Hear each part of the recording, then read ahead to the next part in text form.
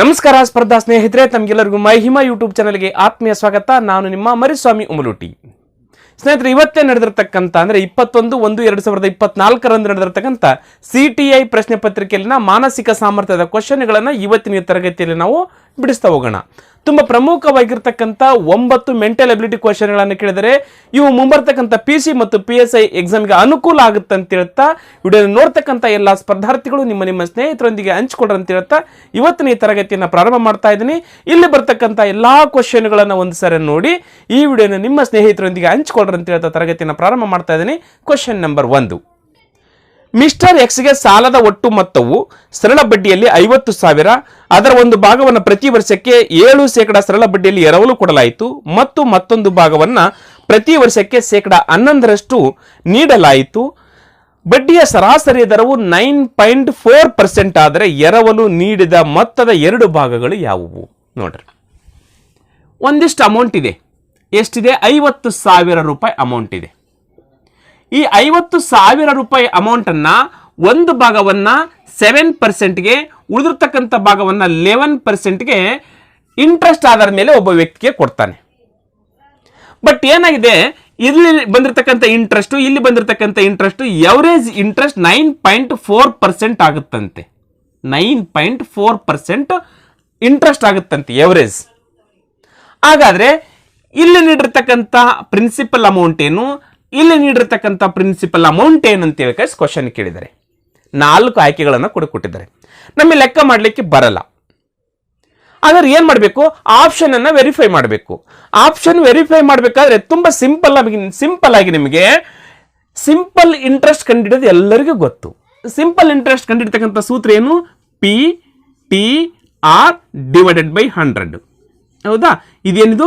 Simple interest ಅನ್ನ ಕಂಡುಹಿಡಿತಕ್ಕಂಥ simple ಆದ ಸೂತ್ರ. ಹೌದಾ? ಹಾಗಾದ್ರೆ ಇಲ್ಲಿ ಆಪ್ಷನ್, ಒಂದನೇ ಆಪ್ಷನ್ ತಗೋಬೇಕು. ಇಲ್ಲೆಷ್ಟದ, ಇಲ್ಲೆಷ್ಟದ, ಇದಕ್ಕೆ ಬಡ್ಡಿ ಸಿಗುತ್ತೆ, ಇದಕ್ಕೆ ಬಡ್ಡಿ ಸಿಗುತ್ತೆ, ಎರಡು ಬಡ್ಡಿಗಳನ್ನ ಕೂಡಿಸ್ಕೊಳ್ಬೇಕು. 50,000ಕ್ಕೆ ಇಷ್ಟು ಬಡ್ಡಿ ಸಿಕ್ಕರೆ 100ಕ್ಕೆ ಎಷ್ಟು ಸಿಗುತ್ತೆ? ಉತ್ತರ 9.4 ಯಾವ್ದು ಬರ್ತಾ ಅದು ರೈಟ್ ಆನ್ಸರ್ ಆಗುತ್ತೆ. ಈಗ ಆಪ್ಷನ್ 1 ವೆರಿಫೈ ಮಾಡ್ತೀನಿ ನಾನು. ಒಂದನೇ ಆಪ್ಷನ್ ಇಂದ 20,000 30,000 ಅದ. ಅಂದ್ರೆ 7%ಗೆ 20,000 ರೂಪಾಯಿ ಕೊಟ್ಟಿದ್ದಾನೆ, 11%ಗೆ 30,000 ರೂಪಾಯಿಯನ್ನು ಕೊಟ್ಟಿದ್ದಾನೆ. ಟೋಟಲ್ 50,000 ರೂಪಾಯಿ ಆಯ್ತು. ಹೌದು ತಾನೆ? ಈಗ PTR ಡಿವೈಡೆಡ್ ಬೈ 100. P ಅಂದ್ರೆ 20,000. ಹೌದಾ?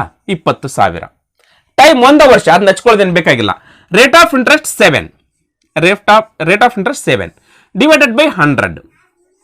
ಹೌದಾ? ಇಂಟು 1 ಬೇಕಾದ್ರೆ ಹಚ್ಕೊಳ್ರಿ. 1 ವರ್ಷಕ್ಕೆ ಕಂಡಿಡ್ತಾ ಇದೆ ನೋಡಿ. ಇವೆರಡು 0 ಕ್ಯಾನ್ಸಲ್, ಇವೆರಡು 0 ಕ್ಯಾನ್ಸಲ್. ಏನು ಉಳಿತು ಇಲ್ಲಿ? 7 1 7 ಉಳಿತು, 7 2 14 ಆಯ್ತು. 14 ಅಂತಂದ್ರೆ 1,400 ರೂಪಾಯಿ ಇಂಟ್ರೆಸ್ಟ್ ಆಯ್ತು. ಯಾವುದಕ್ಕೆ? ಇದಕ್ಕೆ. ಅದೇ ರೀತಿಯಾಗಿ ಈಗ 30,000ಕ್ಕೆ ಎಷ್ಟಾಗುತ್ತೆ ಅಂದ್ರೆ 30,000 ಇಂಟು ಇದಕ್ಕೆ ಎಷ್ಟು ಪರ್ಸೆಂಟ್? 11% divided by 100 into 1. ಅದು ಹಚ್ಕೊಂಡ್ರೆ, ಯಾಕಂದ್ರೆ 1 ವರ್ಷಕ್ಕೆ ಕಂಡುಹಿಡಿತಾ ಇದೆ ನಾವು. ಎಸ್, ಇವೆರಡು 0 ಕ್ಯಾನ್ಸಲ್, ಇವೆರಡು 0 ಕ್ಯಾನ್ಸಲ್. 11 3 33. 11 ಅಂದ್ರೆ 11, 11 33, ಇವೆರಡು 0. ಎಷ್ಟಾಯ್ತು ನೋಡ್ರಿ? ಇವಾಗ ಇವೆರಡು ಕೂಡಿಸ್ಕೊಳ್ಬೇಕು. ಇದು 7% ಬಡ್ಡಿದು, ಇದು 11% ಬಡ್ಡಿದು. ಎಷ್ಟಾಗುತ್ತೆ ನೋಡ್ರಿ? 7 47,000 ರೂಪಾಯಿ, 4,007 ರೂಪಾಯಿ ಆಯ್ತು. ಹೌದಾ? 3 1 4 4 3 7 4,007 ರೂಪಾಯಿ ಆಯ್ತು. ಇದೇನು? ಇಂಟ್ರೆಸ್ಟ್. ಇದು ಎಷ್ಟಕ್ಕೆ ಇಂಟ್ರೆಸ್ಟ್? 50,000ಕ್ಕೆ 4,007 ರೂಪಾಯಿ ಇಂಟ್ರೆಸ್ಟ್. 100ಕ್ಕೆ ಎಷ್ಟಾಗುತ್ತೆ? ಎವರೇಜ್ ಕಂಡುಹಿಡ್ಬಿಟ್ರೆ ನಮ್ಗೆ ಉತ್ತರ ಸಿಕ್ಬಿಡುತ್ತೆ. ಈಗ ನೋಡ್ರಿ, 50,000ಕ್ಕೆ ಎಷ್ಟು ಇಂಟ್ರೆಸ್ಟ್? 4,700 ರೂಪಾಯಿ ಇಂಟ್ರೆಸ್ಟ್ ಆಯ್ತು. ನಾವು ಕಂಡುಹಿಡಬೇಕಾಗಿದ್ದು 100ಕ್ಕೆ. ಇವೆರಡು 0 ಕ್ಯಾನ್ಸಲ್, ಇವೆರಡು 0 ಕ್ಯಾನ್ಸಲ್, ಇವೆರಡು 0 ಕ್ಯಾನ್ಸಲ್, ಇವೆರಡು 0 ಕ್ಯಾನ್ಸಲ್. ಉಳಿದಿರ್ತಕ್ಕಂಥದ್ದು 47 divided by 5. 47 divided by 5. 5 1 5. Next 5 9 45. 47 5 ಹೋಯ್ತು, 2 ಉಳಿತು, ಪಾಯಿಂಟ್ ಕೊಟ್ಟಿವಿ, 20 ಆಯ್ತು. 5 4 20, 9.4 ಬಂತ. 9.4. ಆಗ the right answer is 20,000. 30,000 is right answer. ಇಷ್ಟು ಸಿಂಪಲ್ ಆಗಿ ಮಾಡಿಬಿಡೋಕೆ ನಾವು. ಲೆಕ್ಕ ಗೊತ್ತಿಲ್ಲ, ಆಪ್ಷನ್ ವೆರಿಫೈ ಮಾಡೋಕೆ, ಸಿಂಪಲ್ ಇಂಟ್ರೆಸ್ಟ್ ಎಲ್ಲದ ಕಂಡಿಡಿದು ಎಲ್ಲರಿಗೂ ಗೊತ್ತಲ್ಲ ಕಂಡಿಡ್ತಕ್ಕಂಥದ್ದು. ಅವಾಗ ಏನು ಮಾಡ್ಬೇಕು? ಈಸಿಯಾಗಿ ಮಾಡ್ಕೊಳ್ಬೇಕು. ಸರ್ ಒಂದ್ ವೇಳೆ 30,000 20,000 ಬರ್ಬೋದಲ್ಲ ಸರ್ ಅಂತ ಮಾಡ್ಬೋದು. ಮಾಡಿ ನೋಡಿ. ಇಲ್ಲ ನಾನು ಕೂಡ ಮಾಡಿ ನೋಡ್ತೀನಿ. 30,000 ಇತ್ತಪ್ಪ, 30,000 7%ಗೆ 30,000. ಅದು ಕೂಡ ಆಪ್ಷನ್ ಅಲ್ಲಿ ಇದೆಯಲ್ಲ. ಎಸ್, ಎರಡನೇ ಆಪ್ಷನ್ ಅಲ್ಲಿನೇ ಇದೆ ಅದು. ಇಲ್ಲಿ 30,000 ಇದ್ರೆ ಎಷ್ಟು ಬರುತ್ತೆ ನೋಡ್ರಿ? ಇಲ್ಲಿ ಇಲ್ಲಿ 30,000 ಅಂದರೆ 30,000 ಇಂಟು 7 ಡಿವೈಡೆಡ್ ಬೈ 100. ಇವೆರಡು ಜೀರೋ ಕ್ಯಾನ್ಸಲ್, ಇವೆರಡು ಜೀರೋ ಕ್ಯಾನ್ಸಲ್. ಎಷ್ಟಾಯ್ತೆ? 3 7 21, 2,100 ರೂಪಾಯಿ ಇದಕ್ಕೆ ಬಡ್ಡಿ ಆಯಿತು. ಈಗ ಇಲ್ಲಿ 20,000, ಹೌದಾ? 20,000 ಇಂಟು ಇದಕ್ಕೆ ಎಷ್ಟು ಪರ್ಸೆಂಟ್? 11% divided by 100. ಇವೆರಡು ಜೀರೋ ಕ್ಯಾನ್ಸಲ್, ಇವೆರಡು ಜೀರೋ ಕ್ಯಾನ್ಸಲ್. 11 2 22, 2,200 ಆಯಿತು. ಟೋಟಲ್ ಎಷ್ಟಾಯ್ತು? 4,300 ರೂಪಾಯಿ ಆಯಿತು, ಹೌದಾ? 4,300 ರೂಪಾಯಿ ಆಯಿತು. ಈಗ 4,300 ರೂಪಾಯಿ ಅಂದರೆ 50,000ಕ್ಕೆ 4,300 ಆದರೆ 100ಕ್ಕೆ ಎಷ್ಟು? 100ಕ್ಕೆ ಎಷ್ಟು? 45 ಡಿವೈಡೆಡ್ ಬೈ 7 ಬಂತ ನಾವು. ಅದೇ ರೀತಿಯಾಗಿ ಇಲ್ಲೇ ಎಷ್ಟು ಬರುತ್ತೆ? 22 ಡಿವೈಡೆಡ್ ಬೈ 43 ಡಿವೈಡೆಡ್ ಬೈ 5 ಬರುತ್ತೆ. ನೋಡ್ರಿ ಹಂಗೆ 4,300 ರೂಪಾಯಿ ಆಯ್ತು. ಎಷ್ಟಕ್ಕೆ? 50,000 ತಾನೆ. ಇಲ್ಲಿ ಹೆಚ್ಕೊಳ್ಳೆ ಕಾಣ್ತಾ ಇದ್ದೀನಿ, ಇದು ಇಲ್ಲೇ ಕಾಣ್ತಾ ಇದೆ ನೋಡ್ರಿ. 50,000ಕ್ಕೆ 4,300 ರೂಪಾಯಿ ಇಂಟ್ರೆಸ್ಟ್ ಆದರೆ, ಹೌದಾ? 100ಕ್ಕೆ ಎಷ್ಟು? ಇವೆರಡು ಜೀರೋ ಕ್ಯಾನ್ಸಲ್, ಇವೆರಡು ಜೀರೋ, ಇವೆರಡು ಜೀರೋ, ಇವೆರಡು ಜೀರೋ. ಈಗ 43ಕ್ಕೆ 5ರಿಂದ ಡಿವೈಡ್ ಮಾಡಬೇಕು. 5 1 5, ಇಲ್ಲಿ ನೋಡ್ರಿ. 5 8 40 ಬಂತಿಲ್ಲಿ. ಪಾಯಿಂಟ್ ಕೊಟ್ವಿ, 3 ಉಳಿತು, 30 ಆಯ್ತು. 5 6 30. ಇಲ್ಲಿ ಎವರೇಜ್ ಎಷ್ಟು ಆಯ್ತು? 8.6 ಆಯ್ತು. ಅವ್ರು ಹೇಳಿದ್ದು 9.4. ಯಾವುದಾಗುತ್ತೆ right answer? 20,000 plus 50,000 is right answer ಆಯಿತು, ಹೌದಾ? ನಾವು ಸಿಂಪಲ್ ಸೂತ್ರದ ಮುಖಾಂತರ ಮಾಡಿದ್ರೆ ಉತ್ತರ ಕರೆಕ್ಟಾಗಿ ಗೊತ್ತಾಗ್ಬಿಡುತ್ತೆ ನಮಗೆ. ಗೊತ್ತಾಯ್ತು? ಒಂದು 10 ಸೆಕೆಂಡ್ ಒಳಗಡೆ ಸಾಕು ನಮಗೆ ಇಷ್ಟು ಉತ್ತರ ಸಿಗಲಿಕ್ಕೆ. ನಮಗೆ ಇಷ್ಟೇ ಉತ್ತರ. ಇದಕ್ಕೆ ಬಡ್ಡಿ ಎಷ್ಟು ಸಿಗುತ್ತೆ? ಇದಕ್ಕೆ ಬಡ್ಡಿ ಎಷ್ಟು ಸಿಗುತ್ತೆ? ಟೋಟಲ್ ಬಡ್ಡಿ ಸಿಗುತ್ತೆ 50,000ಕ್ಕೆ ಇಷ್ಟು ಬಡ್ಡಿ ಆದರೆ 4,700 ಆದರೆ 100ಕ್ಕೆ ಎಷ್ಟಾಗುತ್ತೆ? ಅದುವೇ ರೈಟ್ ಆನ್ಸರ್ ಆಗುತ್ತೆ. ಕ್ಲಿಯರ್? ಎಸ್, ಮುಂದಿನ ಕ್ವಶನ್ಗೆ ಹೋಗೋದಾ? Question number 2. ಪಿ, ಕ್ಯೂ ಮತ್ತು ಆರ್ ಅನುಕ್ರಮವಾಗಿ 1,05,000, 1,65,000 ಮತ್ತು 2,05,000 ಹೂಡಿಕೆ ಮಾಡುವ ಮೂಲಕ ಒಂದು ವ್ಯವಹಾರವನ್ನು ಪ್ರಾರಂಭಿಸುತ್ತಾರೆ. ನೋಡ್ರಿ, ಪಿ, ಕ್ಯೂ, ಆರ್ 1,05,000, 1,65,000, 2,500 ಇಷ್ಟು ಅಮೌಂಟ್ ಅನ್ನು ಹಾಕಿ ಒಂದು ಬಿಸ್ನೆಸ್ ಅನ್ನ ಪ್ರಾರಂಭ ಮಾಡ್ತಾರೆ. 71,250 ರೂಪಾಯಿ ಒಟ್ಟು ಲಾಭದಲ್ಲಿ ಕ್ಯೂನ ಸೇರಿನ ಲಾಭವು ಎಷ್ಟಾಗುತ್ತದೆ? ಲಾಭ 71,250 ರೂಪಾಯಿ ಆಗುತ್ತೆ. ಹಾಗಾದ್ರೆ ಕ್ಯೂಗೆ ಎಷ್ಟು ಹೋಗುತ್ತೆ ಇದರಲ್ಲಿ ಲಾಭ ಅಂತ ಕೇಳಿದ್ದಾರೆ.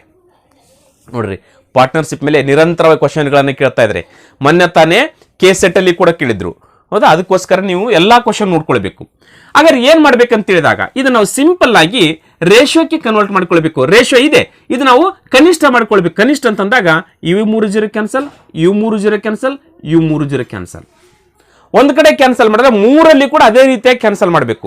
ಇಲ್ಲಿ 1 0, ಇಲ್ಲಿ 2 0 ಆ ಥರ ಮಾಡಬಾರ್ದು. ಈಗ 5 ಮಧ್ಯದಲ್ಲಿ ಇದು ಹೋಗುತ್ತೆ, ಇದು ಹೋಗುತ್ತೆ, ಇದು ಹೋಗುತ್ತೆ. 5 2 10, 5 1 5. ಕ್ಲಿಯರಾ ಇದು? S, ratio. ನೆಕ್ಸ್ಟ್ 5 3 15, 1 ಉಳಿತು 15 ಆಗುತ್ತೆ. 5 3 15, ಇದು ಕ್ಲಿಯರ್ ಆಗಿ ಹೋಯ್ತು. 5 ಮೇಲೆ ಇಲ್ಲೆಲ್ಲ ಹೊಡಿಬೇಕು. 5 4 20, 5 ಉಳಿತು, 5 1 5. ಈಗ 21 ರೇಷಿಯೋ 33 ರೇಷಿಯೋ 41 ಉಳಿತು.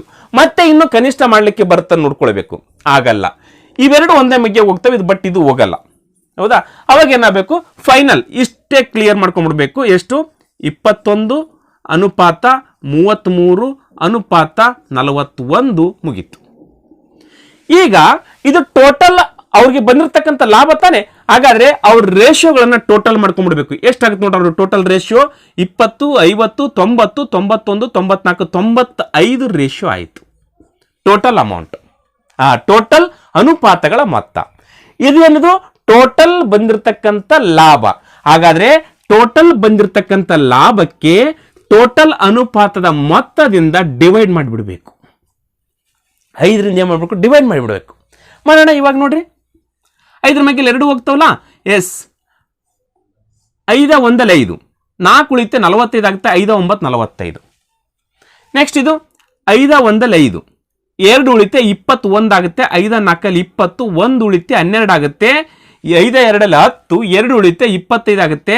5 5 25, 0ಕ್ಕೆ 0, ಹೌದಾ? ಈಗ 14,250ಕ್ಕೆ 19ರಿಂದ ಡಿವೈಡ್ ಮಾಡಬೇಕು. ಡೈರೆಕ್ಟ್ ಆಗಿ ಮಾಡಬೇಕು. ಯಾಕಂದ್ರೆ 19 ಅವಿಭಾಜ್ಯ ಸಂಖ್ಯೆ. ಇಲ್ಲೇ 19 ಇನ್ನೊಂದು ಯಾವ್ದ್ರ ಮಗ್ಗಿಂದ ಹೋಗಲ್ಲ, 19ರ ಮಗ್ಗಿಂದಲೇ ಹೊಡಿಬೇಕು ನಾವು. ಅವಾಗ ಏನ್ ಮಾಡ್ಬೇಕು? ಡೈರೆಕ್ಟ್ ಆಗಿ ನೀವು ಭಾಗಾಕಾರ ಕೂಡ ಮಾಡ್ಕೊಳ್ಬಹುದು, ಹೌದಾ? ಭಾಗಾಕಾರ 14,250ಕ್ಕೆ ನಿಮ್ಗೆ ಈಸಿ ಅನ್ಸುತ್ತೆ. 19ರಿಂದ ಡಿವೈಡ್ ಮಾಡ್ಕೊಳ್ಬೇಕು. 19ರ ಮಗ್ಗಿಗೆ 142 ಬರೋವರೆಗೂ 19 ನೋಡ್ರಿ ಎಷ್ಟು ಬರುತ್ತೆ, 7 9 63ಕ್ಕೆ 3 ಕೈಲ ಬಂತು 6, 7 1 7 6 13, ಎಸ್ 19 133 ಬರುತ್ತೆ. ಈಗ 142ರಲ್ಲಿ 133 ಮೈನಸ್ ಮಾಡಿದ್ರೆ ಎಷ್ಟು ಉಳಿತು ನಮಗೆ, 9 ಉಳಿತು. 12ರಲ್ಲಿ 3 ಹೋಗಲ್ಲ, 2ರಲ್ಲಿ 3 ಹೋಗಲ್ಲ, 12ರಲ್ಲಿ 3 ಹೋದ್ರೆ 9 ಕೈಲ ಬಂತು 1, 4ರಲ್ಲಿ 4 ಹೋದ್ರೆ 0, 1ರಲ್ಲಿ 1 ಹೋದ್ರೆ 0. ಈಗ ಇಲ್ಲಿ ಎಷ್ಟು ಉಳಿತು ನಮಗೆ, 5 ಉಳಿತಾ, 5 ಇಳಿಸ್ಕೊಳ್ಬೇಕು. ಈಗ 19 ಮಧ್ಯಕ್ಕೆ 95 ಅಂದ್ರೆ 19 5 95, ಹೌದಾ. ಈಗ ಎಷ್ಟು ಉಳಿತು, 95 0 ಉಳಿತು. ಬಟ್ ಆನ್ಸರ್ 75 ಅಲ್ಲ, ಇನ್ನೂ ಒಂದು 0 ಬಿಟ್ಟಿದ್ವಿಲ್ಲ, ಆ 0 ಇಲ್ಲಿ ನೇರವಾಗಿ ಇಳಿಸ್ಕೊಳ್ತೀವಿ. ಆನ್ಸರ್ 0 ಅಂತ ಬಂದ್ಮೇಲೆ ಇಲ್ಲಿ ಇಳಿಸೋದ್ಮೇಲೆ 0 ಆದ ತಕ್ಷಣ ಉತ್ತರ ಮುಗೀತು, ಇಲ್ಲಿಗೆ 75 ಅಂತಲ್ಲ. ಇಳಿಸುವಂತ ತಕ್ಷಣ ಆ 0 ಹೋಗ್ಲಿಲ್ಲ ಅಂದ್ರೆ ಆ 0 ತೆಗೆದುಕೊಂಡು ಇಲ್ಲಿ ಹಚ್ಕೊಳ್ಬೇಕು. ಇದು 750 ಆಗುತ್ತೆ, ಹೌದಾ, ಭಾಗಾಕಾರ ಮಾಡ್ತಕ್ಕಂಥದ್ದು. ಇದು ಇಂಪಾರ್ಟೆಂಟ್ ನಮಗೆ, ಏನದು 750. ಕ್ವಶನ್ ಯಾರು ಕೇಳಿದ್ರೆ ಈ ಒಂದು ಪಿ ಇದು ಕೇಳಿದಾರೆ ನೋಡ್ರಿ, 750 ಪಿ ಇದು ಕೇಳಿದ್ರೆ 33ರಿಂದ 750ಕ್ಕೆ ಡಿವೈಡ್ ಮಾಡಿದ್ರೆ ಕ್ಯೂದ್ ಕೇಳಿದ್ರೆ ಕ್ಯೂದ್ ಶೇಕಡ ಇದು ಎಷ್ಟು ಪಾಲದ, 33ರಷ್ಟು ಅದ. ಹಾಗಾದ್ರೆ 750ಕ್ಕೆ 33ರಿಂದ ಗುಣಾಕಾರ ಮಾಡಿದ್ರೆ ಕ್ಯೂದ್ ಸಿಗುತ್ತೆ. ಗುಣಾಕಾರ ಮಾಡಿದ್ರೆ ಎಷ್ಟು ಬರುತ್ತೆ, 3 0 0, 3 5 15ಕ್ಕೆ 5 ಕೈಲ ಬಂತು 1, 3 7 21, 1 22, ಹೌದಾ. 3 ಜಿಲ್ಲೆ 15 ಕೈಲ 3 21. ಮತ್ತೆ ಅದೇ 3ದಿಂದ ಇದೇ 3ದಿಂದ ಎಷ್ಟಾಗುತ್ತೆ, ಅದೇ 5 2 2. ಟೋಟಲ್ ಅಮೌಂಟ್ ಎಷ್ಟಾಯ್ತು, 0 5 7 4 2 24,750 ಇಸ್ ರೈಟ್ ಆನ್ಸರ್. ಯಾರ್ದು, ಕ್ಯೂದು. ಕ್ಲಿಯರ್, ಮುಗೀತು. ನೆಕ್ಸ್ಟ್ ಏನಾದ್ರೂ ಪಿದ್ ಕೇಳಿದಂತ ಇಟ್ಕೊಳ್ರಿ, ಈ 750ಕ್ಕೆ 21ರಿಂದ ಗುಣಾಕಾರ ಮಾಡಿದ್ರೆ ಪಿದ್ ಸಿಗುತ್ತೆ. ಒಂದ್ ವೇಳೆ 6 ಕೇಳಿದ್ರೆ 750ಕ್ಕೆ ಇದೇ 750ಕ್ಕೆ ಈ 6 ಪಾಲು 41 ಇದೆಯಲ್ಲ, 41 ರೇಷಿಯೋ ಹಚ್ಕೊಂಡ್ ಮಾಡಿದ್ರೆ 6 ಪಾಲು ಸಿಗುತ್ತೆ. ಬಟ್ ಇಲ್ಲಿ ಯಾರ್ದು ಕೇಳಿದಾರೆ ನಮಗೆ, ಕ್ಯೂನ ಪಾಲು ಕೇಳಿದ್ರೆ ಕ್ಯೂನ ಪಾಲು ಇಸ್ ಈಕ್ವಲ್ ಟು ಎಷ್ಟಾಗುತ್ತೆ, 24,750 rupees ಇಸ್ ರೈಟ್ ಆನ್ಸರ್. ಹಾಕಿಲ್ಲಿದೆನಾ, ಇಲ್ಲ. 16,500 ಅದ, 20,500 ಅದ, 10,500 ಅದ, ಮೇಲಿನ ಯಾವುದು ಅಲ್ಲ. ಹಾಗಾದ್ರೆ 24,750 ಇಲ್ಲ. ಹಾಗಾದ್ರೆ ಉತ್ತರ ಮೇಲಿನ ಯಾವುದು ಅಲ್ಲ ರೈಟ್ ಆನ್ಸರ್. ಇಲ್ಲಿ ಕ್ಯೂಗೆ ಬರ್ತಕ್ಕಂಥ ಪಾಲು ಅವ್ರು ಕೇಳಿದ್ದು ಕ್ಯೂನ ಸೇರಿನ ಲಾಭವೂ ಎಷ್ಟಾಗುತ್ತದೆ. ಕ್ಯೂನ ಸೇರಿನ ಲಾಭ 24,700 ಆಗುತ್ತೆ. ಬಟ್ ಇಲ್ಲಿಲ್ಲ, 4 ಆಯ್ಕೆಗಳಲ್ಲಿ ಇಲ್ಲ, 3 ಆಯ್ಕೆಗಳಲ್ಲಿ ಕೊಟ್ಟಿದ್ರೆ 4ನೇ ಮೇಲಿನ ಯಾವುದಲ್ಲಿದೆಯಲ್ಲ ಅದುವೇ ರೈಟ್ ಆನ್ಸರ್ ಆಗುತ್ತೆ. Clear, yes. ನೆಕ್ಸ್ಟ್ ಕ್ವಶನ್ 3, ಕಾಣೆಯಾದ ಪದವನ್ನು ಹುಡುಕಿ. 125 216, ನೆಕ್ಸ್ಟ್ 1331. ಇಲ್ಲಿ ಸಂಖ್ಯೆ ಕಾಣೆಯಾಗಿದೆ. ಈ ಸಂಖ್ಯೆಗಳನ್ನು ನೋಡಿದ ತಕ್ಷಣ ಗೊತ್ತಾಗ್ಬಿಡುತ್ತೆ ಇವೆಲ್ಲವೂ ಘನ ಸಂಖ್ಯೆಗಳು. ಏನು, ಘನ ಸಂಖ್ಯೆಗಳು. ಘನ ಸಂಖ್ಯೆಗಳಂದ್ರೆ ಅದೇ ಸಂಖ್ಯೆ 3 ಸಾರಿ ಗುಣಾಕಾರ ಆಗಿರ್ತಕ್ಕಂಥದ್ದು. ಇಲ್ಲೇ 125 ಅಂದ್ರೆ ಇದು 5ರ ಘನ, 5ಅನ್ನ 3 ಸಾರಿ ಗುಣಾಕಾರ ಮಾಡ್ಬೇಕು. 5 5 25, 25 5 125. ನೆಕ್ಸ್ಟ್ ಇದು 6ರ ಘನ, 6 36, 36 216. ಹಾಗಾದ್ರೆ ಒಮ್ಮೆಗೆ ಇಲ್ಲಿ ಇದು ಯಾವುದ್ರ ಬಂತು, ಇದು 1331. ಇದು ಯಾವುದರ ಘನ ಅಂತ ಹೇಳಿದ್ರೆ ಇದು 11ರ ಘನ. 11 11 121, 121 11 ಎಷ್ಟಾಗುತ್ತೆ, 11 11 ಕೈಲ ಬಂತು 1, 11 22 1 23 ಕೈಲ ಬಂತು 23 ಕೈಲ ಬಂತು 2, 11 11 1 2 13,331. ಇದು 11ರ ಘನ. ಹಾಗಾದ್ರೆ ನೆಕ್ಸ್ಟ್ ಯಾವುದರ ಘನ ಬರಬೇಕಿಲ್ಲಿ, ಇಲ್ಲಿ ನೋಡ್ರಿ, ಇಲ್ಲಿ 5 6 ಅದ, ಇಲ್ಲಿ 11 ಯಾವುದು ಬರುತ್ತೆ, ಎಸ್ 5 6, ಇಲ್ಲಿ 11 12 ಬರುತ್ತೆ, ಡೌಟೇ ಇಲ್ಲ, 12ರ ಘನ ಬರುತ್ತೆ.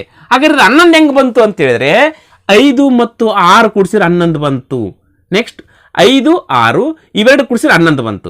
ಈಗ 11 12 ನೆಕ್ಸ್ಟ್ ಬರ್ತಕ್ಕಂಥದ್ದು ಇವೆರಡು ಕೂಡಿಸಿದ್ರೆ ಎಷ್ಟಾಗುತ್ತೆ, 23 ಆಗುತ್ತಲ್ಲ, 23ರ ಘನ ಬರುತ್ತೆ. ನೆಕ್ಸ್ಟ್ ಇನ್ನೊಂದು ಅನುಪಾತಕ್ಕೆ ನಮಗೆ ಬೇಕಾಗಿಲ್ಲ, ಇಷ್ಟೇ ಸಾಕು. 5 6. ಕೆಲವೊಬ್ರು ಸ್ನೇಹಿತರು ಇನ್ನೂ ಬೇರೆ ವಿಧಾನಗಳಲ್ಲಿ ಕೂಡ ಬಿಡಿಸ್ಬೋದು ಇದನ್ನ, ಹೌದಾ. ಯಾಕಂದ್ರೆ ಸಂಖ್ಯಾಸರಣೆಗಳನ್ನ ನಾವು ಯಾವುದೇ ರೀತಿಯಾಗಿ ಬಿಡಿಸ್ಬೋದು, ಆದ್ರೆ ಉತ್ತರ ಕೂಡ ಸೇಮ್ ಬರಬೇಕು, ಅನುಕ್ರಮ ಇರಬೇಕು, ಹೌದಾ, ಅನುಕ್ರಮ ಇರಲೇಬೇಕು, ಹೌದಾ.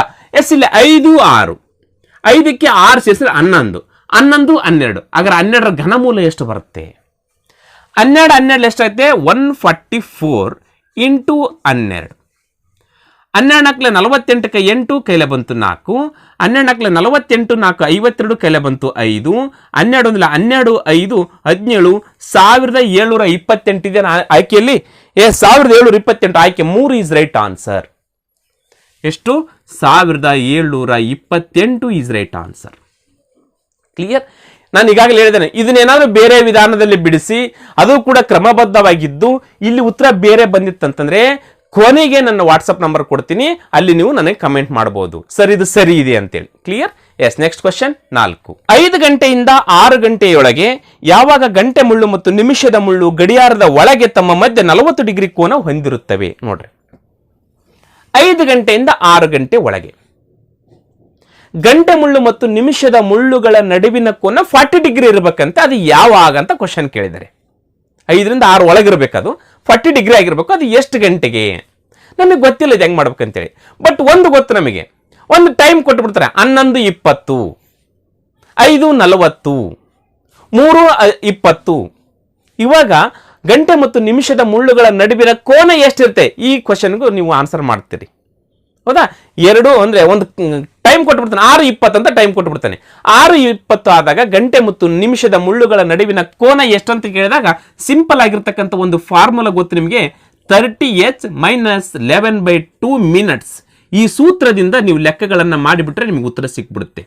ಎಷ್ಟು ಡಿಗ್ರಿ ನಿಮಿಷದ ಮುಳ್ಳು ಮತ್ತು ಗಂಟೆ ಮುಳ್ಳುಗಳ ನಡುವಿನ ಕೋನ ಎಷ್ಟಿರುತ್ತೆ ಅಂತಕ್ಕಂಥದ್ದು ಈ ಸೂತ್ರ ಮುಖಾಂತರ ಗೊತ್ತುಬಿಡುತ್ತೆ. ಹೀಗೆ ಏನು ಮಾಡ್ಬೇಕು ನಾವು? ಆಪ್ಷನ್ ವೆರಿಫೈ ಮಾಡ್ತಾ ಹೋಗೋಣ. 4 ಆಪ್ಷನ್ ವೆರಿಫೈ ಮಾಡಿದಾಗ ಉತ್ತರ 40 ಡಿಗ್ರಿ ಯಾವುದು ಬರ್ತದ ರೈಟ್ ಆನ್ಸರ್. ಈಗ ಒಂದನೇ ಆಯ್ಕೆ ಎಷ್ಟದ? ಆಯ್ಕೆ 1 ಎಷ್ಟದ?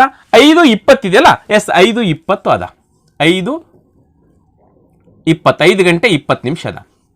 ಎಚ್ ಇದ್ದಲ್ಲಿ 5, ಮಿನಿಟ್ಸ್ ಇದ್ದಲ್ಲಿ 20 ಹಾಕಿಬಿಟ್ರೆ ಆಯ್ತು. 30h ನೋಡ್ರಿ, 30 ಇಂಟು ಎಚ್ ಅಂದ್ರೆ 5 ಮೈನಸ್ 11/2 ಮಿನಿಟ್ಸ್ ಎಷ್ಟದ? 20 ಅದ. 20 ಹಚ್ಕೊಂಡಿವಿ.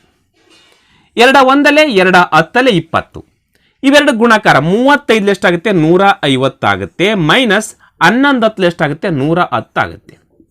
150ರಲ್ಲಿ 110 ಎಷ್ಟು ಉಳಿತು? ನಮಗೆ 40 ಉಳಿತು. ಆನ್ಸರ್ ಇಲ್ಲೇ ಬಂತು. ಮುಂದೆ ಮಾಡ್ಲಿಕ್ಕೆ ಹೋಗ್ಬಿಟ್ರೆ 40 ಡಿಗ್ರಿ ಕೋನ 5:20 ಆದಾಗ 40 ಡಿಗ್ರಿ ಕೋನ ಆಗಿರುತ್ತೆ. ಎಷ್ಟು ಸಿಂಪಲ್ ಸಿಕ್ತು ನೋಡಿ ನಮಗೆ.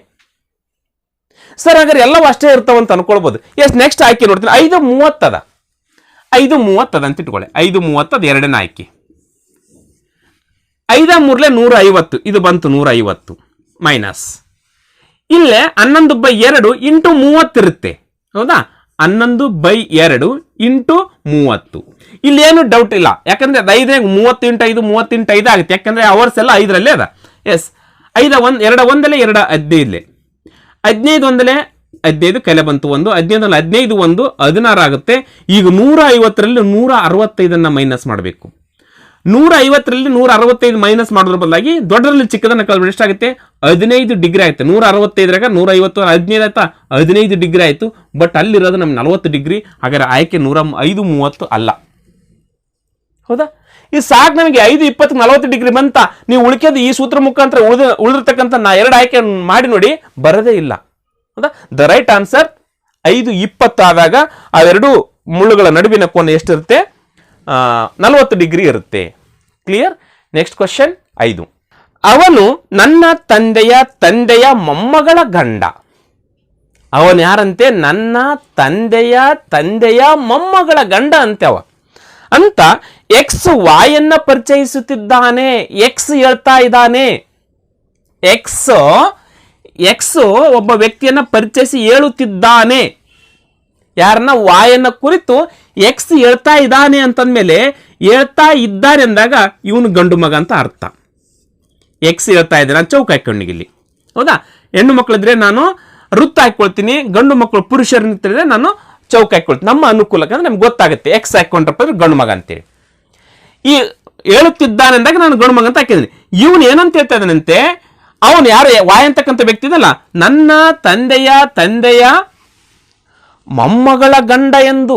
ನೋಡ್ರಿ, ಅವನು ಯಾರಂತ? ಮೊಮ್ಮಗಳ ಗಂಡ ಅಂತೆ. ನೋಡ್ರಿ, ನನ್ನ ತಂದೆಯ ಅಂದ್ರೆ ನನ್ನ ತಂದೆ ಅಂದ್ರೆ ಎಕ್ಸನ ತಂದೆ, ಹೌದಾ? ಎಸ್, ನಾನು ಚೌಕ ಹಾಕೊಂಡೆ. ಎಕ್ಸನ ತಂದೆ ಇವನು. ನನ್ನ ತಂದೆಯ ತಂದೆ ಮತ್ತೆ ಅವ್ರ ತಂದೆ ಮತ್ತೆ ಅಂದ್ರೆ ಇವನಿಗೆ ತಾತ ಆಗ್ತಾನೆ, ಹೌದಾ? ಎಸ್, ನೋಡ್ರಿ, ನನ್ನ ತಂದೆಯ ತಂದೆಯ ಮೊಮ್ಮಗಳಂತೆ. ಮೊಮ್ಮಗಳಂತೆ ಯಾರು? ಮಗನ ಮಗಳು ತಾನೆ. ನೋಡ್ರಿ, ಮಗನ ಮಗಳು, ಮಗನ ಮಗಳು ಮೊಮ್ಮಗಳಾದ್ಲು. ಹೌದಾ? ಇದಕ್ಕೆ ಬರಲ್ಲ, ಯಾಕಂದ್ರೆ ಹೇಳುತ್ತಿದ್ದಾನೆ, ವಾಯನ್ನ ಪರಿಚಯಿಸಿ ಹೇಳುತ್ತಿದ್ದಾನೆ ಅಂತ ಹೇಳ್ಬಿಟ್ಟಿದ್ರೆ ಹಾಗಾದ್ರೆ ಇವನು ಗಣಮಗ ಆಗ್ತಾನೆ, ಹೆಣ್ಮಗ ಆಗ್ಲಿಕ್ಕೆ ಚಾನ್ಸಸ್ ಇಲ್ಲ. ಹಾಗಾದ್ರೆ ಮೊಮ್ಮಗಳಿಂದ ಯಾರು ಇರ್ತಾರೆ? ಮಗನ ಮಗಳು ಇರ್ತಾರೆ. ಅವಾಗ ಇವರಿಬ್ರು ಏನಿರ್ತಾರೆ? ಸಹೋದರ ಸಹೋದರಿಯರಾಗ್ತಾರೆ. ಮಗಳದಕ್ಕೆ ನಾನು ಹಿಂಗತ್ತ ವೃತ್ತ ಹಾಕಿದ್ದೀನಿ. ಇವರಿಬ್ರು ಅಣ್ಣ ತಂಗಿ ಅಥವಾ ಅಕ್ಕ ತಮ್ಮ ಆಗ್ತಾರೆ. ಕ್ಲಿಯರಾ? ಅವನ್ ಯಾರಂತೆ? ಮೊಮ್ಮಗಳ ಗಂಡ ಅಂತೆ ಅವನು. ನೋಡ್ರಿ, ವಾಯ್ ಅಂತಕ್ಕಂಥ ವ್ಯಕ್ತಿ ಮೊಮ್ಮಗಳ ಗಂಡ. ನಾನು ಈ ರೀತಿ ಎರಡು ರೇಖೆಗಳು ಹಾಕೊಂಡು ಇಕ್ಕೊಂಡು ಎರ ಮಾರ್ಕ್ ಹಾಕಿದ್ರೆ ಇವರಿಬ್ಬರ ಸಂಬಂಧ ಗಂಡ ಹೆಂಡತಿ ಅಂತಕ್ಕಂಥ ಸೋರಿಸುತ್ತೆ.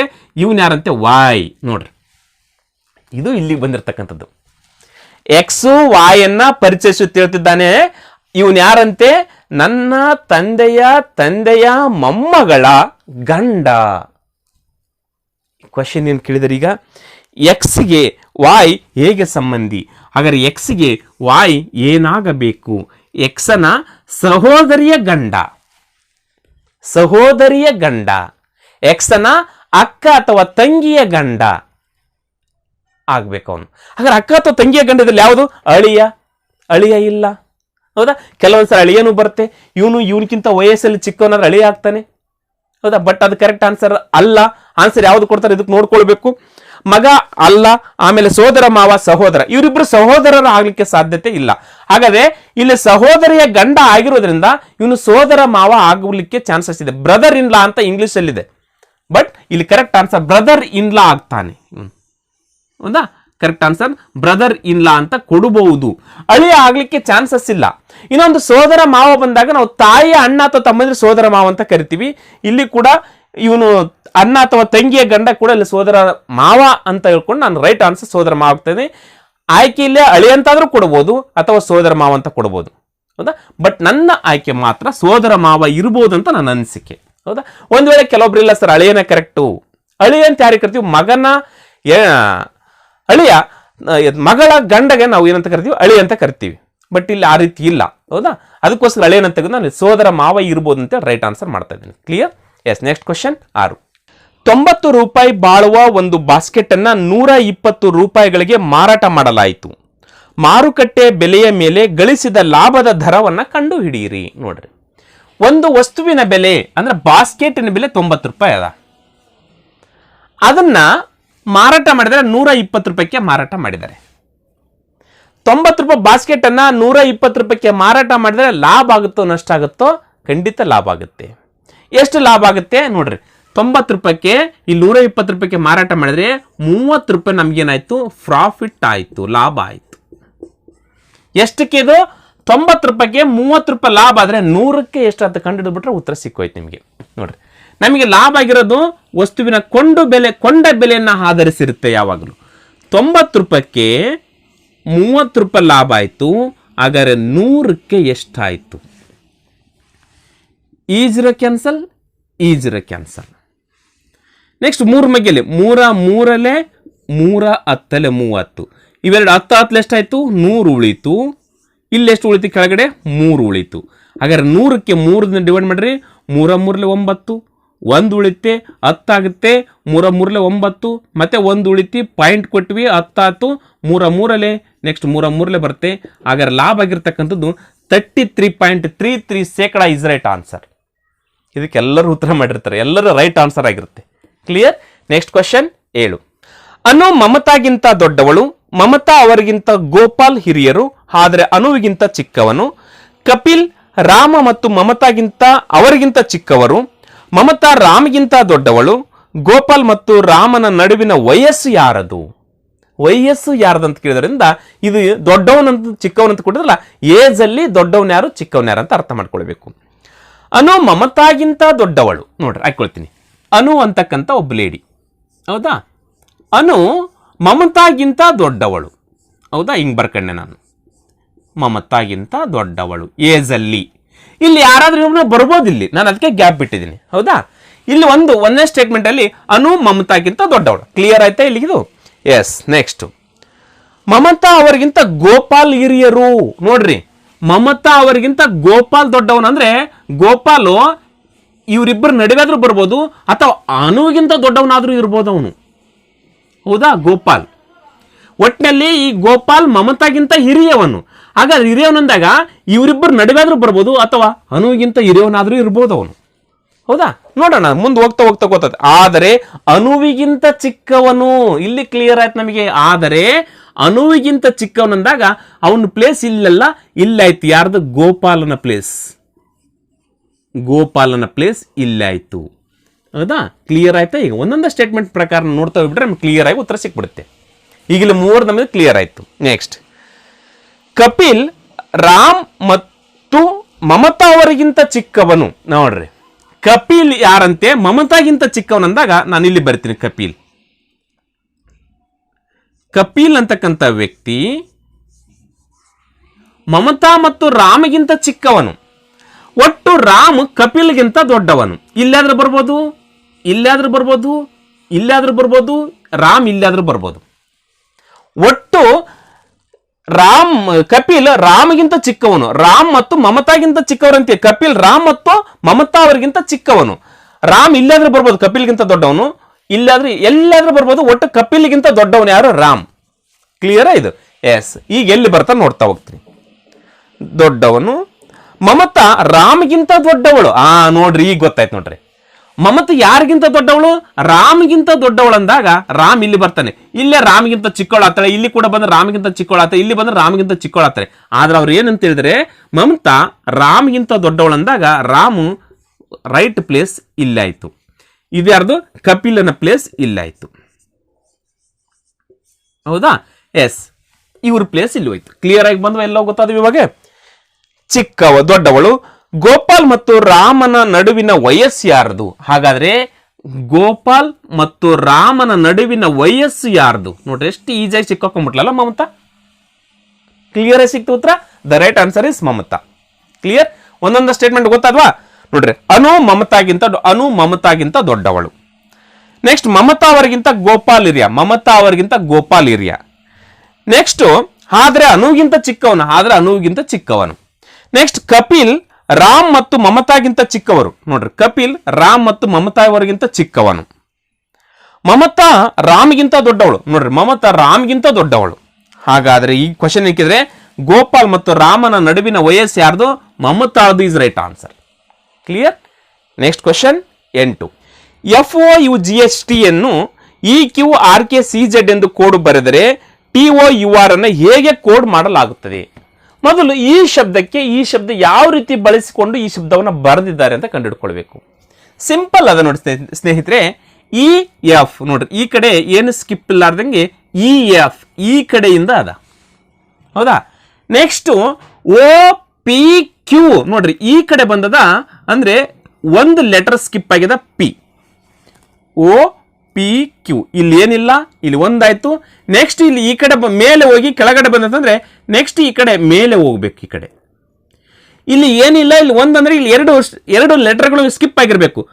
R ನೋಡ್ರಿ, RSTU ನೋಡ್ರಿ, ಬಂತ? ಎರಡಾಯ್ತಾ? ಈಗ ಕೆಳಗಡೆ 3 ಲೆಟರ್ ಸ್ಕಿಪ್ ಆಗಬೇಕು. GHIJ ನೋಡ್ರಿ, ಬಂತ? 3 ಲೆಟರ್ ಸ್ಕಿಪ್ ಆಗಿ K ಬಂತ? ಎಸ್.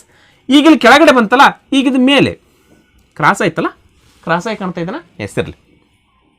CDEFGH ನೋಡ್ರಿ, ಇಲ್ಲಿ 2 3 ಇಲ್ಲಿ 3 4 1 2 3 4 ಲೆಟರು. ಇಲ್ಲಿ 5 ಲೆಟರ್ ಸ್ಕಿಪ್ ಆಗಿ Z ಬರಬೇಕು ಕೆಳಗಡೆ. I ಆದ್ಮೇಲೆ ಏನು ಬರುತ್ತೆ? J ಬರುತ್ತೆ. J ಆದ್ಮೇಲೆ K ಬರುತ್ತೆ. ಇದು I ಅಲ್ಲ, T. ಸಾರಿ, ಇದು T. ಹೌದಾ? ST.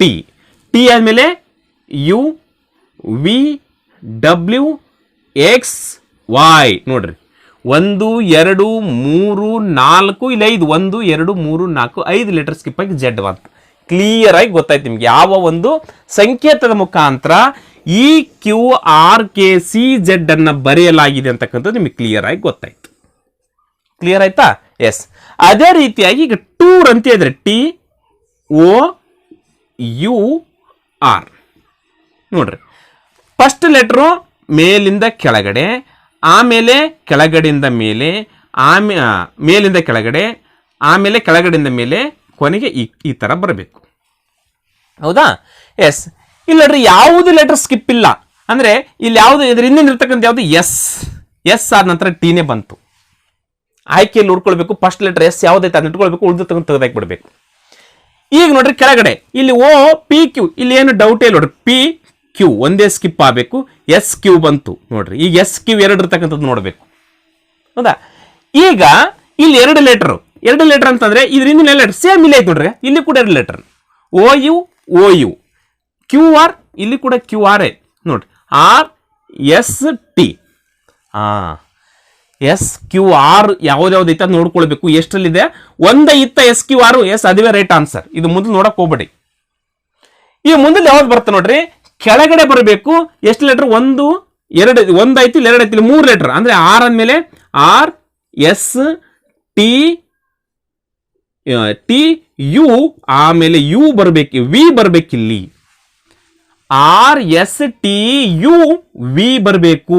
ಹಾಗಾದ್ರೆ right answer is S Q R V is right answer. ಇದೇನು ಆಯ್ಕೆಯಲ್ಲಿ? S Q R V. Yes ಆಯ್ಕೆ 4 ಇದೆಲ್ಲ ಅದ ರೈಟ್ ಆನ್ಸರ್ ಆಗುತ್ತೆ. S Q R V is right answer. ನೋಡ್ರಿ, ತುಂಬಾ ಸಿಂಪಲ್ ಆಗಿರ್ತಕ್ಕಂಥ ಕೋಡಿಂಗ್ ಡಿಕೋಡಿಂಗ್ ಕ್ವಶನ್ ಅನ್ನು ಕೊಟ್ಟಿದ್ದಾರೆ. Clear? Yes. Next question 9. P Q R S T V ಡಬ್ಲ್ಯೂಗಳು ಒಂದು ವೃತ್ತದ ಸುತ್ತ ಮಧ್ಯದಲ್ಲಿ ಮುಖ ಮಾಡಿ ಕುಳಿತಿದ್ದಾರೆ.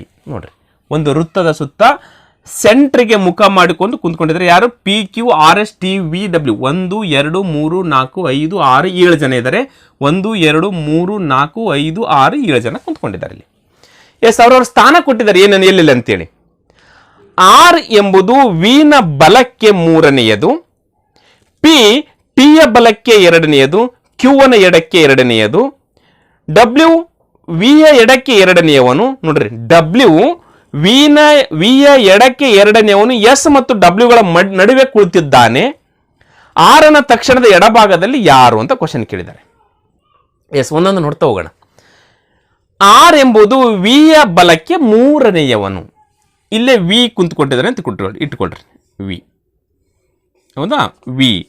ವಿನ ಬಲ ಅಂದ್ರೆ ಈ ಕಡೆ ಸೆಂಟರ್ ಮುಖ ಮಾಡಿದ್ರೆ ಈ ಕಡೆ ವಿನ ಬಲಕ್ಕೆ 3ನೇಯವನು ಅಂದ್ರೆ 1 2 3ನೇಯವನು ಆರಿದ್ದಾನೆ. ಕ್ಲಿಯರ್ ಆಯ್ತಾ ಇವ್ರದ್ದು ಪ್ಲೇಸ್? ಎಸ್. ನೆಕ್ಸ್ಟ್ ನೋಡ್ರಿ, ಪಿ ಟಿಯ ಬಲಕ್ಕೆ 2ನೇಯವನು. ಇಲ್ಲೆಲ್ಲಿ ಪಿ ಇಲ್ಲ, ನಾನು ಇಲ್ಲಿ ಬರ್ಕೊಳ್ತೀನಿ. ಪಿ ಅಂತಕ್ಕಂಥವನು ನೋಡ್ರಿ, ಇವನು ಎಲ್ಲಿ ಕುಂತಾನಂತೆ? ಟಿಯ ಬಲಕ್ಕೆ. ನೋಡ್ರಿ, ಟಿಯ ಬಲಕ್ಕೆ ಅಂದ್ರೆ ಟಿ ಇಲ್ಲಿ ಬಂದ, ಟಿಯ ಬಲಕ್ಕೆ 2ನೇ, ಟಿ ಇಲ್ಲಿ ಕುಂತ್ರ ಬಲಕ್ಕೆ ಇಲ್ಲಿ ಇರ್ತಾನೆ ಇವನು, ಬಲಕ್ಕೆ 2ನೇಯವನು ಅಂದ್ರೆ ಇಲ್ಲಿ 1ನೇ ಪ್ಲೇಸ್, ಇಲ್ಲಿ 2ನೇ ಪ್ಲೇಸ್ಗೆ ಪಿ ಕೂತ್ಕೊಂಡಿದ್ದಾನೆ. ಮತ್ತು ಕ್ಯೂನ ಎಡಕ್ಕೆ 2ನೇಯವನು, ಮತ್ತು ಕ್ಯೂ ಇಲ್ಲಿ ಕೂತ್ಕೊಂಡಿರ್ತಾನೆ, ಅವನು ಎಡಕ್ಕೆ ಇಲ್ಲಿ ಕೂತ್ಕೊಂಡಿರ್ತಾನೆ ಪಿ. ಅಂದ್ರೆ ಟಿ ಪಿ ಕ್ಯೂ ಬರ್ಬೇಕದು, ಇದೇ ಅನುಕ್ರಮ ಬರಬೇಕು. ಇಲ್ಲಿ ಟಿ ಬಂದ್ರೆ ಇಲ್ಲಿ ಪಿ ಬರ್ಬೇಕು, ಇಲ್ಲಿ ಕ್ಯೂ ಬರಬೇಕು. ಹೌದಾ? ಈಗ ನಮಗೆ ಕ್ಲಿಯರ್ ಆಗಿ ಗೊತ್ತಾಗುತ್ತೆ. ಈ ಪ್ಲೇಸ್ ಅಲ್ಲಿ ಆಗ್ಲಿಕ್ಕೆ ಬರಲ್ಲ, ಕರೆಕ್ಟ್ ಆಗಿ ಇದೇ ಪ್ಲೇಸ್ ಬಂತು ನಮ್ಮದು. ಇಲ್ಲಿ ಇರ್ತಕ್ಕಂಥ 3 ವ್ಯಕ್ತಿಗಳು, ಇಲ್ಲಿ 6 ಇಲ್ಲಿ ವಿ ಅದನ್ನೇ. ಹಾಗಾದ್ರೆ ಇಲ್ಲಿ ಟಿ ಪಿ ಕ್ಯೂ ಬಂದ ಮೇಲೆ 3 ಪ್ಲೇಸ್ ಇಷ್ಟೇ ಬರ್ಬೇಕಂತ ತಕ್ಷಣ ಇಲ್ಲೇ ಬರ್ಬೇಕೀಗ ಅದು. ಹೌದಾ? ಇಲ್ಲಿ ಬರ್ಲಿಕ್ಕೆ ಚಾನ್ಸಸ್ ಯಾಕಿಲ್ಲ ಅಂತಿದ್ರೆ ಇಲ್ಲಿ ಇನ್ನೂ 2 ವ್ಯಕ್ತಿಗಳಿದ್ದಾರೆ. ಇಲ್ಲಿ 2ನೇಯವನು ನೋಡ್ರಿ, ಟಿಯ ಬಲಕ್ಕೆ 2ನೇಯವನು, ಕ್ಯೂನ ಎಡಕ್ಕೆ 2ನೇಯವನು. ಅಂದ್ರೆ ಟೋಟಲ್ ಎಷ್ಟು ಜನ ಆಗ್ತಾರೆ? ಈ ಕಡೆ 2, ಈ ಕಡೆ 2. ಇಲ್ಲಿ ಎಲ್ಲಿ ಪ್ಲೇಸ್ ಅಲ್ಲಿ ಹಾಕೊಳ್ಬೇಕಂತ ಗೊತ್ತೇ ಇಲ್ಲ ನಮಗೆ. ಹೌದಾ? ಇದು ನೋಡಿದಾಗ 3 ಅಂದ ತಕ್ಷಣ ಈ 3 ಕಾಲೇ ತಿಂತ ಇಲ್ಲಿ ಹಾಕೊಂಡ್ಬಿಟ್ರೆ ತಪ್ಪಾಗ್ಬಿಡುತ್ತೆ. ಯಾಕಂದ್ರೆ ಮಿಡಲ್ ಅಲ್ಲಿ ಕೂಡ ಇನ್ನೂ 2 ಇದ್ದಾರೆ, ಇಲ್ಲೊಬ್ರು. ಹೌದಾ? ಎಸ್, ಇರಲಿ. ನೆಕ್ಸ್ಟ್ ನೋಡ್ರಿ, ಕ್ಯೂನ ಎಡಕ್ಕೆ 2ನೇಯವನು, ಡಬ್ಲ್ಯೂ ವಿನ ಎಡಕ್ಕೆ 2ನೇಯವನು.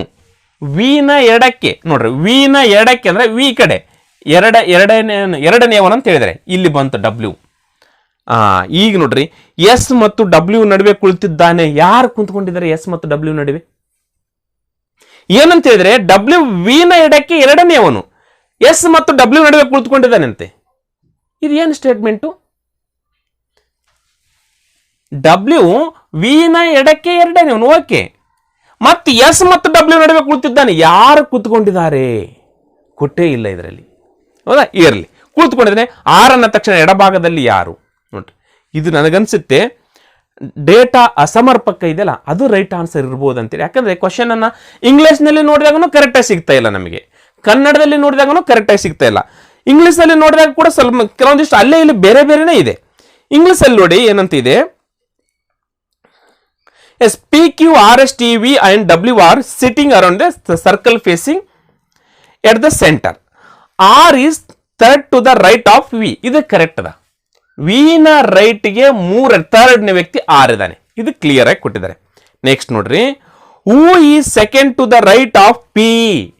ಪಿ ನ ಬಲಕ್ಕೆ ಎರಡನೇವನು ಯಾರಿದ್ದಾರೆ ಅಂತ ಇಲ್ಲೇ ಕ್ವಶನ್ ಮಾಡಿಬಿಟ್ಟಿದ್ದಾನೆ. ಹೂ ಇಸ್ ದ ಸೆಕೆಂಡ್, ನೋಡ್ರಿ, who is the second to the right of P. ಏನಿದು question? Next, T is second to the left of Q. Left of Q ನೋಡಿ, ಲೆಫ್ಟ್ ಆಫ್ ಕ್ಯೂ ಇಲ್ಲಿ ಪಿ ಇದ್ದಾನೆ. Left of Q second. ಅವ್ರು ಏನಂತಾರೆ, T is second to the left of Q ಅಂತ ಇಲ್ಲಿ ಹೇಳಿದ್ದಾರೆ. ಇಂಗ್ಲಿಷಲ್ಲೇ ಒಂದದ, ಕನ್ನಡದಲ್ಲೇ ಒಂದದ. ಕನ್ನಡದಲ್ಲಿ ಕೊಟ್ಟರು ಡೇಟಾ ಕರೆಕ್ಟ್ ಆಗಿಲ್ಲ, ಇಂಗ್ಲಿಷಲ್ಲಿ ಕೊಟ್ಟರು ಕೂಡ ಡೇಟಾ ಕರೆಕ್ಟ್ ಆಗಿ ನಿಮ್ಗೆ ಗೊತ್ತಾಗ್ತಾ ಇಲ್ಲ. ನನ್ನ ಅನಿಸಿಕೆ ಪ್ರಕಾರ ಇದು 4ನೇ ಆಯ್ಕೆ ಡೇಟಾ ಅಸಮರ್ಪಕ ಇದೆ ಅಂತ ಅನಿಸುತ್ತೆ. ಒಂದ್ ವೇಳೆ ಇಲ್ಲ ಸರ್ ಇದು ಕರೆಕ್ಟ್ ಆಗಿ ಕೊಟ್ಟಿದ್ದಾರೆ, ಇದು ನಿಂಗೆ ಮಾಡಬಹುದು ಅಂತಕ್ಕಂಥವ್ರು ನನ್ನ ವಾಟ್ಸಪ್ ನಂಬರ್ ಈಗಾಗಲೇ ಬರ್ತಾ ಇದೆ, ಅಲ್ಲಿ ಕೂಡ ನೀವು ನಿಮ್ಮ ಉತ್ತರವನ್ನು, ಇದಕ್ಕೆ ಸರಿಯಾಗಿರ್ತಕ್ಕಂಥ ಉತ್ತರವನ್ನು ಕಳಿಸಬಹುದು. ಗೊತ್ತಾಯ್ತು ಸ್ನೇಹಿತರೆ? ಎಸ್, ಇಲ್ಲಿವರೆಗೂ ಈ ಒಂದು ಇವತ್ತು ನಡೆದಿರ್ತಕ್ಕಂಥ ಕಮರ್ಷಿಯಲ್ ಟ್ಯಾಕ್ಸ್ ಇನ್ಸ್ಪೆಕ್ಟರ್ ಈ ಒಂದು ಹುದ್ದೆಯ ಪ್ರಶ್ನೆ ಪತ್ರಿಕೆಯಲ್ಲಿನ 9 ಮಾನಸಿಕ ಸಾಮರ್ಥ್ಯದ ಕ್ವಶನ್ಗಳನ್ನು ಬಿಡಿಸಿದ್ದೀನಿ. ಇವು ನೀವು ನೋಡಿರ್ತೀರಾ. ನಾಳೆ ಅಥವಾ ನಾಡಿದ್ದು, ನಾಳೆ ಇಲ್ಲ ನಾಡಿದ್ದು 23ನೇ ತಾರೀಕಿಗೆ PSC ಎಕ್ಸಾಮ್ ಇದೆ. ಈ ವಿಡಿಯೋನ ನಿಮ್ಮ ಸ್ನೇಹಿತರೊಂದಿಗೆ ಹಂಚಿಕೊಳ್ಳಲೇಬೇಕಂತ ಹೇಳ್ತಾ ಇವತ್ತಿನ ವಿಡಿಯೋನ ಮುಗಿಸ್ತಾ ಇದ್ದೀನಿ. ನಮಸ್ಕಾರ.